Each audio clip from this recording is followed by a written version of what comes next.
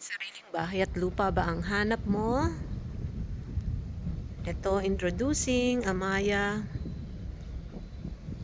Scapes 13 Martires Cavite. Ito yung ating inner unit na 2-story. Yan, kita nyo naman. Kasyang-kasya ang sasakyan dito sa harapan. 2-story yan, buhos. Solid ang pagkakagawa. Pasukin natin ng turnover unit. Lot area 50 square meters, floor area 50 square meters din. So ito yung ating turnover unit. Yan, kinakita nyo naman maayos ang pagkakagawa ng ating turnover unit. Guys, ganito yan pag nakuha nyo ang unit. Yan ang ating CR. Meron tayong service area dito sa likod. Yan. Pwede yung gawing laundry area or dirty kitchen. Makinis na ang mga walls, painted.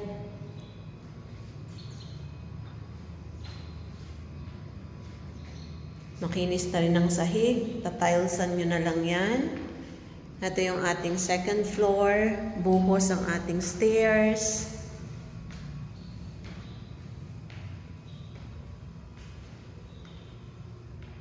So, ang gagawin nyo na lang dito is magpapa-renovate kayo ng konti. Magpapalagay ng division for 2 to 3 bedrooms. Depende sa design na gusto nyo.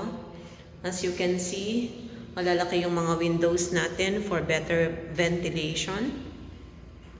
Ayun ang magpapakisame, but readily available na yung mga switches natin for electricity. May provision na rin dito sa area na to for air condition.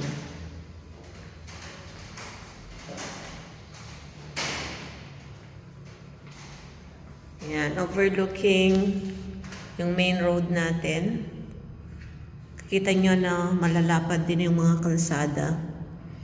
And lahat merong provision for 1 carport. There you go. Magkano ba itong gantong unit? For inner unit, meron tayong 2.7 million and 3 million pesos lang. And ang maganda ngayon, this month of March, meron tayong promo. You only need to pay 5% of down payment. Pwede pa siya in 9 months. So that's only 13,000, around 13,000 for a 2.7 million unit. Wala na kayong makikitang ganito, kagandang property at a very affordable price. And we only have limited units. So grab nyo na. Reservation fee is only 25,000 pesos. There you go. Message nyo ako if you are interested.